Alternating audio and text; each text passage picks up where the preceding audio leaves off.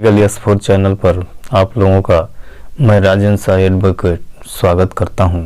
साथियों, multi state cooperative society amendment bill 2022 बहु राज्य सहकारी समिति संशोधन विधेयक 2022 अभी हाल ही में लोकसभा में अमित शाह के द्वारा इस विधेयक को संयुक्त समिति कमेटी के पास संयुक्त संसदीय कमेटी के पास सौंप दिया गया है कि आप इसकी छानबीन करें, क्या ये सही है या नहीं है, जिसमें से हमारे 15 मेंबर लोकसभा से और 10 मेंबर राज्यसभा से यानी कुल 25 मेंबर की कमेटी बनाई गई है। इस विधेयक को लेकर बहुत सारे यूट्यूबर ये कह रहे हैं कि अब सहारा सोसाइटी में जितने भी निवेशकों का पैसा फंसा हुआ है अब उनका भुगतान होगा, क्योंकि सरकार सोसाइटियों के ऊपर अपना एक बहुत ही मजबूत नियम संशोधन करने जा रही है। सोसाइटी एक्ट जो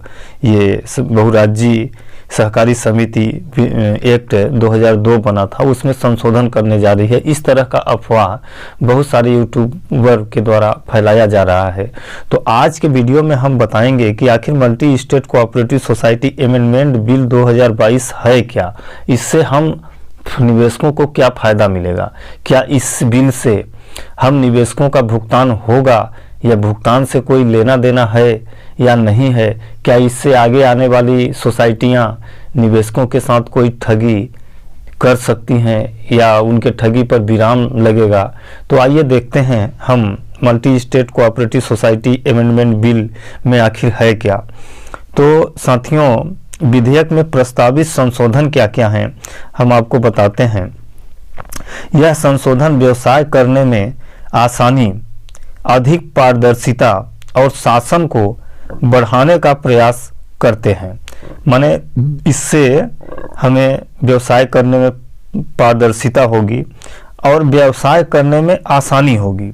दूसरा नंबर है इसमें संशोधन, इसमें बहु राज्य सहकारी समितियों के बोर्ड में महिलाओं और अनुसूचित जाति या अनुसूचित जनजाति के सदस्यों को के प्रतिनिधित्व संबंधी प्रावधान शामिल किया गया है। तीसरा, ये संशोधन चुनावी प्रक्रिया में सुधार, निगरानी तंत्र को मजबूत करने और जवाबदेही बढ़ाने के लिए लाए गए हैं। चौथा, यह बहुराज्य सहकारी समिति को धन जुटाने में सक्षम बनाने के अलावा बोर्ड की संरचना का विस्तार करेगा और वित्तीय अनुशासन सुनिश्चित करेगा।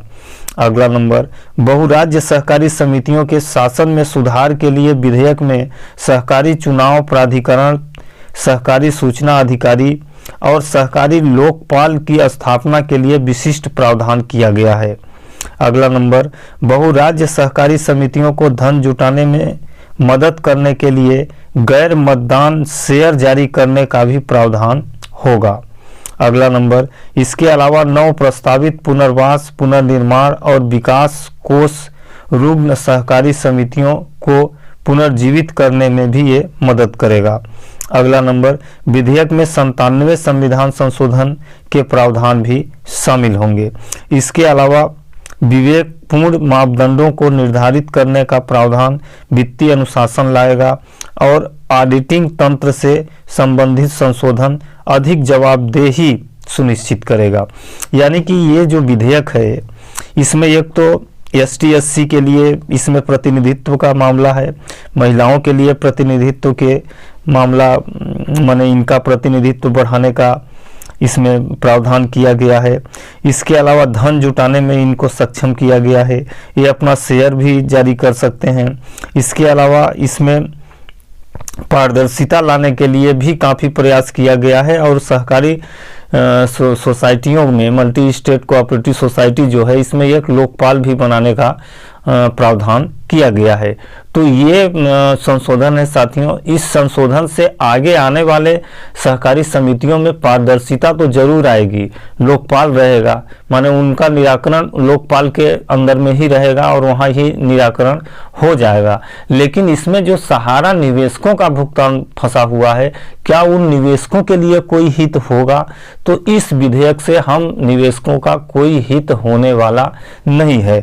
आगे देखते हैं दोस्तों, इससे ये संबंध चिंताएं, इस जो विधेयक संशोधन किया जा रहा है इससे क्या क्या चिंताएं हम लोगों के सामने उपस्थित होती हैं। तो नियंत्रण और संतुलन की कमी, जबकि राज्य पंजीकृत समितियों की प्रणाली की प्रक्रिया में पारदर्शिता सुनिश्चित करने के लिए कई स्तर पर जांच और संतुलन शामिल हैं, लेकिन फिर भी इसमें नियंत्रण और संतुलन की कमी हमें खलेगी। इसके अलावा केंद्रीय रजिस्ट्रार केवल विशेष परिस्थिति में ही समितियों के निरीक्षण की अनुमति दे सकता है, विशेष परिस्थिति में। इसके अलावा निरीक्षण समितियों को पूर्व सूचना के बाद ही कार्यान्वित किया जा सकता है।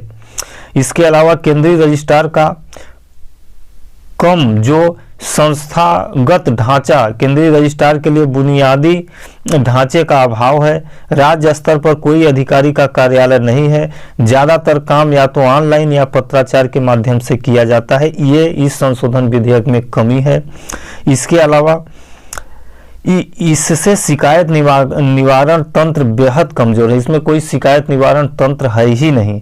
इसके अलावा इसके कारण कई उदाहरण सामने आए हैं, जबकि क्रेडिट कोऑपरेटिव सोसाइटी ने इन खामियों का फायदा उठाते हुए पॉन्जी योजनाओं की शुरुआत की है। माने जो अभी तक 2002 विधेयक पारित था, उस विधेयक की कमी का फायदा उठाते हुए कई लोग पॉन्जी योजनाएं चला के लोगों से धन इकट्ठा किया है और 9-11 भी हो गए हैं, जैसे सहारा का मैटर अभी चल रहा है। तो ये कमी इस संशोधन में भी प्रावधान नहीं किया गया है। हालांकि लोकपाल की व्यवस्था किया गया है, लेकिन आप राज्य स्तरीय, जिला स्तरीय इस तरह का कोई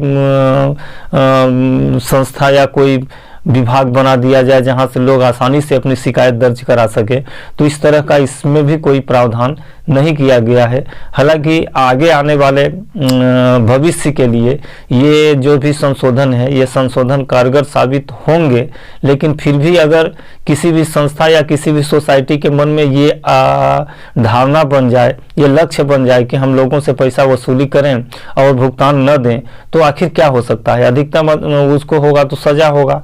ये चूंकि सिविल मैटर बनता है, सजा 2-4 साल होगा, 2-4 साल बाद फिर छूट जाएंगे और ऐश करेंगे।